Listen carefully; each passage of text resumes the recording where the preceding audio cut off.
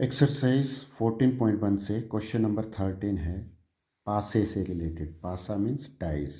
Ludo का dice जब हम थ्रो करते हैं तो क्या क्या निकलने की पॉसिबिलिटी होती है।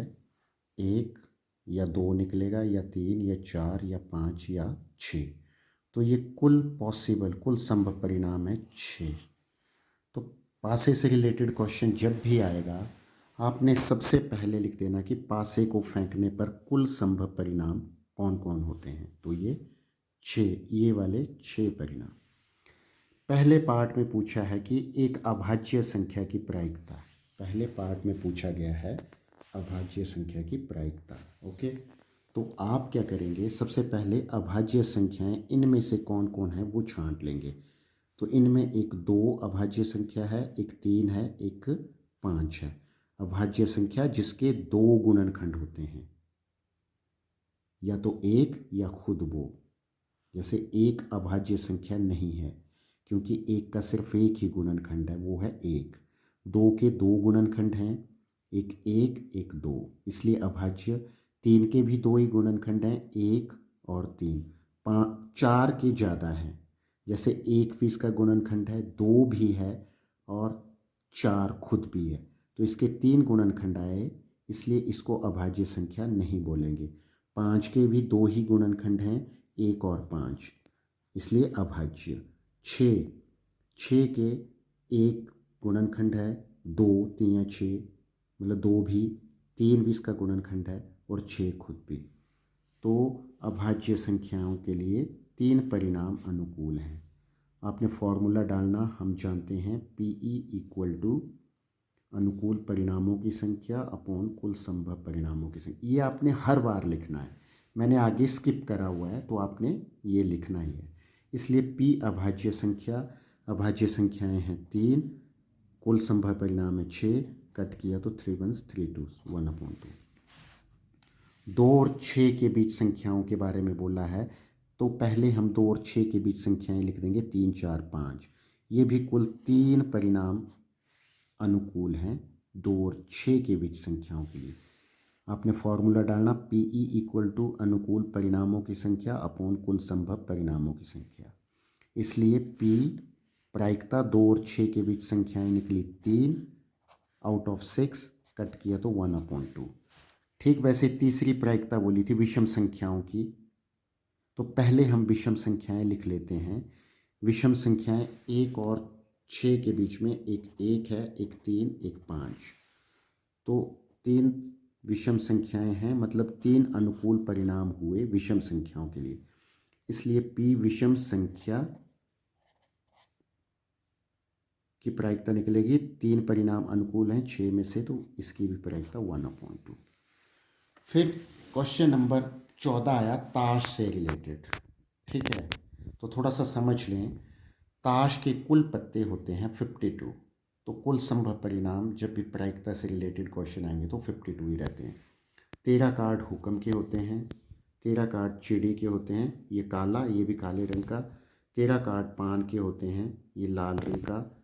13 कार्ड ईंट के होते हैं। कुल मिला के 13 13 26 39 और 52, उसमें 26 कार्ड काले और 26 लाल। ओके, और हर एक टाइप के 13, उसमें एक को A लिखा हुआ गया होता है, 2 3 4 5 6 10 तक एज इट इज़ गिनती लिखी होती है।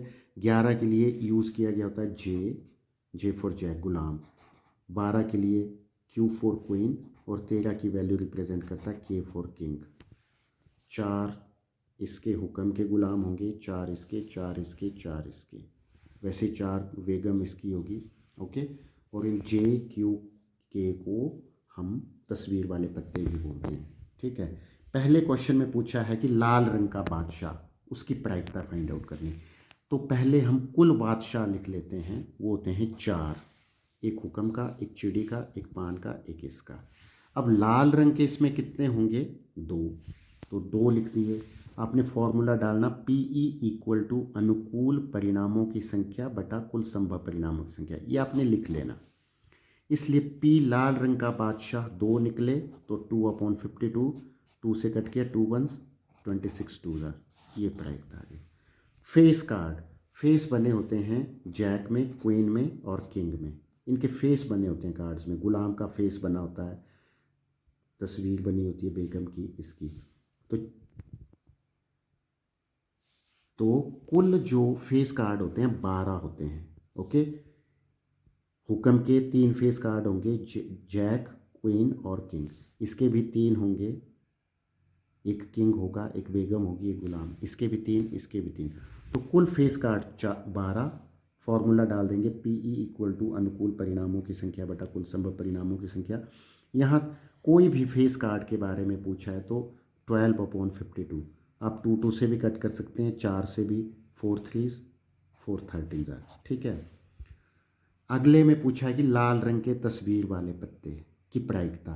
तो तस्वीर वाले कुल पत्ते थोड़ी देर पहले बताया, फेस कार्ड कितने होते हैं जिस पे फेस बने होते हैं 12। 4 क्वीन के, 4 किंग के, 4 बेगम के, कुल 12। यहाँ लाल रंग के बोला है तो लाल रंग के आधे रह जाएंगे, 6।